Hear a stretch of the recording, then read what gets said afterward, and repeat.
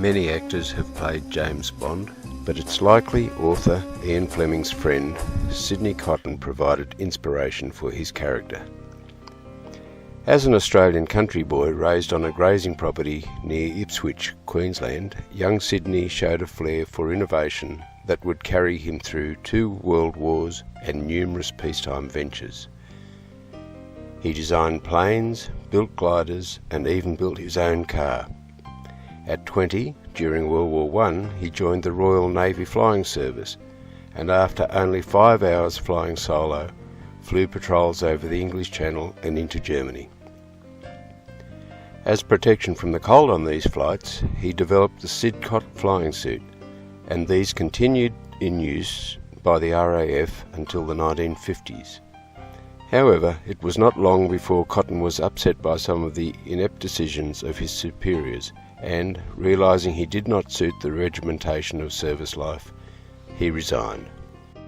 After returning to Australia, he developed methods for utilising apple processing waste and pioneered production of dehydrated vegetable soup powder.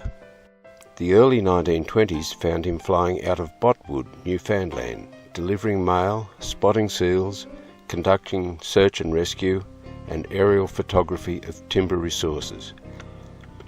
Here he adapted skis to his plane to aid operation in snow and made a number of innovations in aerial photography. By 1924 he was back in Britain, running a patent introduction service, share trading, and involved in the development of a new colour film. So in the years before World War II, he flew to business meetings across Europe and around the Mediterranean. When Germany was interested in the colour film, he made a number of flights to Berlin, and with hidden cameras on his plane, was able to photograph installations of interest to MI6. This led to a daring plan for him to fly Goering to Britain days before the outbreak of war, for talks that might have changed history. But the plan was aborted at the last minute, leaving him to fly the last civilian plane from Berlin before Hitler invaded Poland, starting World War II. On the flight home, he photographed extensively, including Hitler's private yacht. With the outbreak of World War II, he was soon given the rank of wing commander and put in charge of a photo reconnaissance unit based at Heston Aerodrome and flying across Europe. He was notorious for circumventing red tape, but getting great results. In less than 12 months he had a staff of thousands under his command, and they were known as Cotton's Club. But his lack of respect for protocol soon upset the establishment, which set about to undermine him.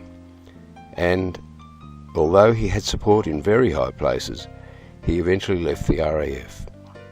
However, he was responsible for such innovations as doubling the range of his aircraft, ducting heated air to prevent camera fogging, a camouflage colour scheme and other modifications for Spitfires that reduced their risk of detection, the dewdrop window allowing better downward vision, stereoscopic photography, and a system for illuminating targets in the air. Many of his inventions were patented, but he declined royalties during the war. Throughout his adult life, the distinction between Cotton's business ventures and spying was often hazy.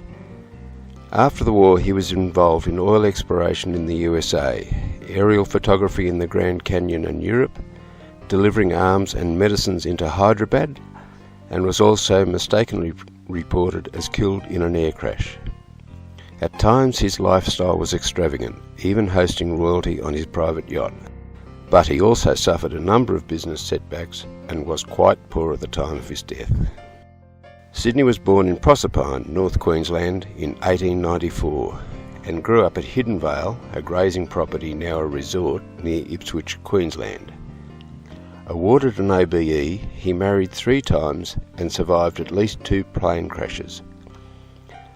After his death in England in 1969, his remains were buried beside other family members not far from Hidden Vale in the small picturesque cemetery at Talagalla.